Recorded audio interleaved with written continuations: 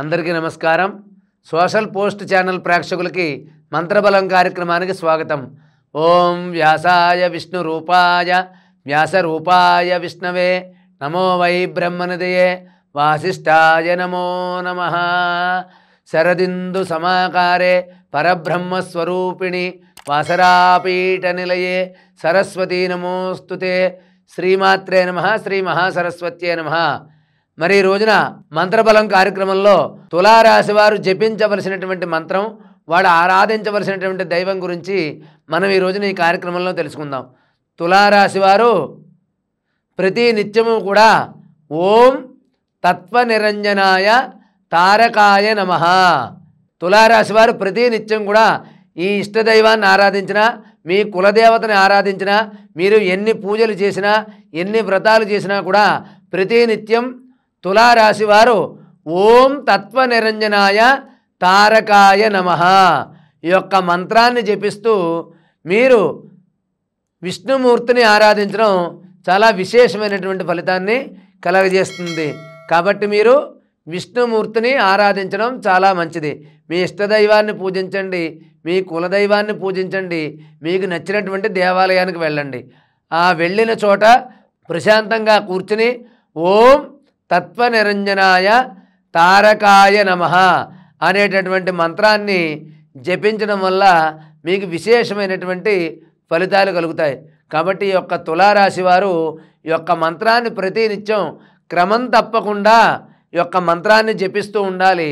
అదేవిధంగా మీకు దగ్గరలో ఉన్నటువంటి దేవాలయం దగ్గర నవగ్రహాలు ఉంటాయి. నవగ్రహాల దగ్గరికి వెళ్ళి 9 సార్లు కానీ 27 సార్లు కానీ ప్రదక్షిణ చేసి తర్వాత అప్పుడు అక్కడే కూర్చుని నవగ్రహ శ్లోకాలు చదువుకోవడం కూడా మీకు మంచి విశేషమైనటువంటి ఫలితాన్ని కలగజేస్తుంది.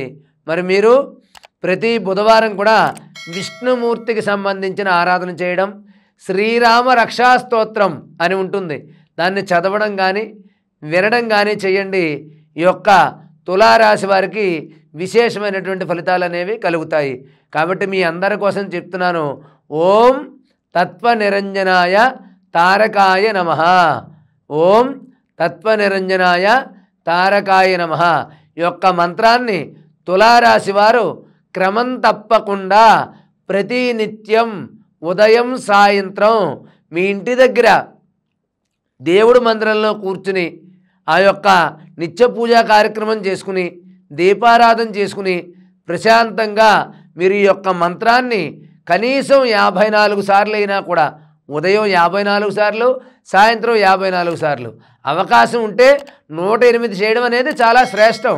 తక్కువలో తక్కువ చెప్పింది ఏంటంటే 108 సార్లు చెయ్యాలి. దాన్ని అష్టోత్తర పూజ చేయించుకున్నాం అనుకోండి, అష్టోత్తర కుంకుమార్చన, అష్టోత్తర పూజా కార్యక్రమం అంటాం. అష్టోత్తరం అంటే 108. 108కి పూజా విధానంలో విశేషమైనటువంటి ప్రాధాన్యత ఉంది. కాబట్టి ఎవరైతే 108 సార్లు మంత్రాన్ని పఠిస్తారో వాళ్ళకి మంచి ఫలితాలు కలుగుతాయని చెప్పి శాస్త్రంలో చెప్పబడుతుంది.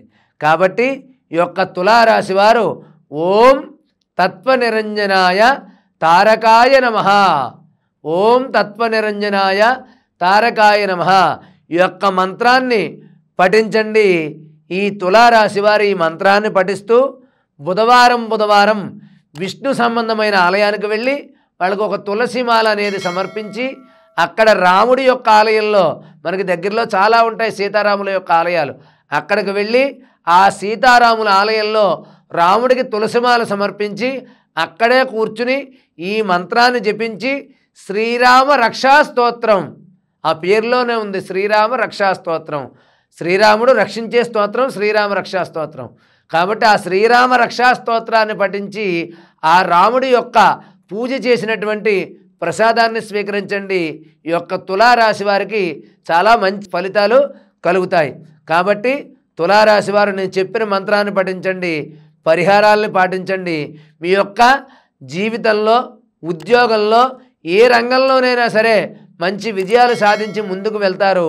ముందుకు వెళ్ళాలి, మీకంతా మంచి జరగాలని చెప్పి ఈ యొక్క రాశి వారిని ఆశీర్వదిస్తూ సర్వే జనా సుఖినో భవంతు. స్వస్తి.